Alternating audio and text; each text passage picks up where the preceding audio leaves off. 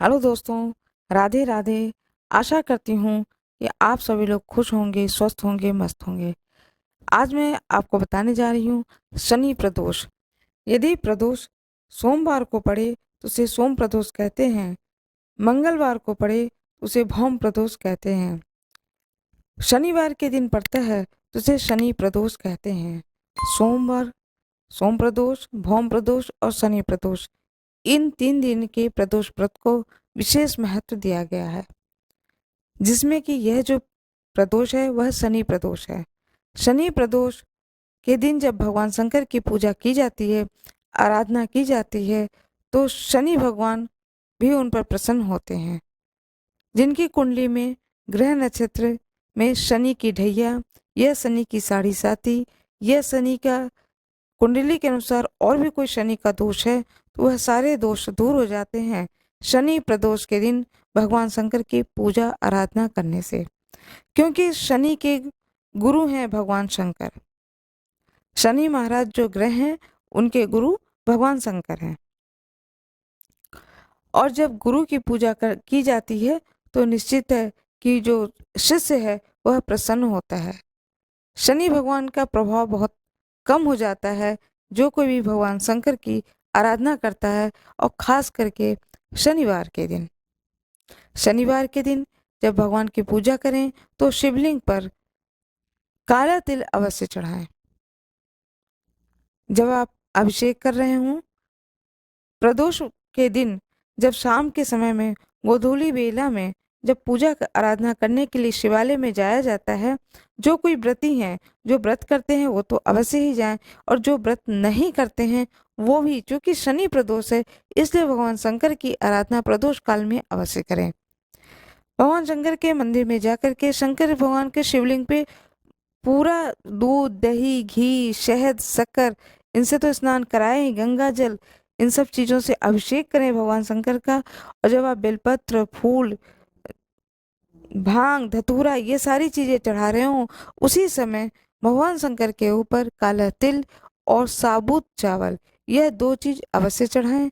इससे शनि के ढैया, यह शनि की साढ़े साती, यह शनि की साढ़े साती जिस पर भी चल रही होगी उसका दुष्प्रभाव नहीं पड़ता है, बहुत हद तक दुष्प्रभाव कम हो जाता है। शनि प्रदोष के दिन जब पूजा करने, आराधना करने जाएं भगवान शंकर के मंदिर में, तो माँ पार्वती की पूजा, गणेश जी की पूजा और नंदी जी की पूजा भी करनी चाहिए। पूरे शंकर भगवान के परिवार की पूजा करनी चाहिए, आराधना करनी चाहिए। भगवान शंकर उस व्यक्ति पर बहुत ही प्रसन्न होते हैं। अब मैं आपको कथा सुनाने जा रही हूँ, प्रदोष व्रत कथा, शनि प्रदोष व्रत कथा। प्राचीन काल में एक नगर में एक सेठ थे। सेठ जी के घर में हर प्रकार की सुख सुविधाएं थीं, लेकिन संतान न होने के कारण सेठ और सेठानी दोनों दुखी रहते थे। काफी सोच विचार करके सेठ जी ने अपना काम नौकरों को सौंप दिया और खुद सेठानी के साथ तीर्थ यात्रा पर निकल पड़े। अपने घर से बाहर निकलने पर उन्हें एक साधु मिले जो ध्यान मग्न बैठे थे। सेठ जी ने सोचा क्यों न साधु जी से आशीर्वाद देकर आगे की यात्रा की जाए। सेठ और सेठानी साधु के निकट बैठ गए। साधु ने जब आंखें खोली तो उन्हें ज्ञात हुआ कि सेठ और सेठानी काफी समय से आशीर्वाद की प्रतीक्षा में बैठे हुए हैं। साधु ने सेठ और सेठानी से कहा कि मैं तुम्हारा दुख जानता हूँ, तुम शनि प्रदोष व्रत करो, इससे तुम्हें संतान सुख की प्राप्ति होगी। साधु ने सेठ सेठानी दोनों को प्रदोष व्रत की विधि भी बताई और शंकर भगवान की निम्न वंदना करना बताया। हे रुद्रदेव शिव नमस्कार, हे शिव शंकर जगत गुरु नमस्कार, हे नीलकंठ सुर नमस्कार, हे शशि मौल चंद्र सुख नमस्कार, हे उमाकांत सुधि नमस्कार, हे उग्रत रूप मन नमस्कार, हे ईशान ईश प्रभु नमस्कार, हे विश्वेश्वर प्रभु शिव नमस्कार। दोनों साधु से आशीर्वाद लेकर तीर्थ यात्रा के लिए आगे चल पड़े। तीर्थ यात्रा से लौटने के बाद सेठ और सेठानी ने मिलकर शनि प्रदोष व्रत किया, जिनके प्रभाव से उनके घर में एक सुंदर पुत्र का जन्म हुआ। भगवान शंकर के आशीर्वाद से उनके घर में, उनके जीवन में खुशियां ही खुशियां आ गईं। भगवान शंकर की जय, भोलेनाथ की जय, गणेश जी की जय, माँ पार्वती की जय।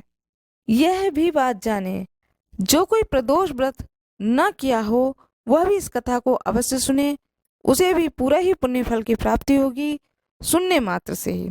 प्रदोष, शनि प्रदोष की कथा के सुनने मात्र से ही उन्हें शुभ फल की प्राप्ति होगी, इसमें कोई दो राय नहीं है। भगवान शंकर की कृपा प्राप्त होती है, निसंदेह, निसंदेह उसे, इसमें किसी प्रकार का संदेह नहीं रखना चाहिए।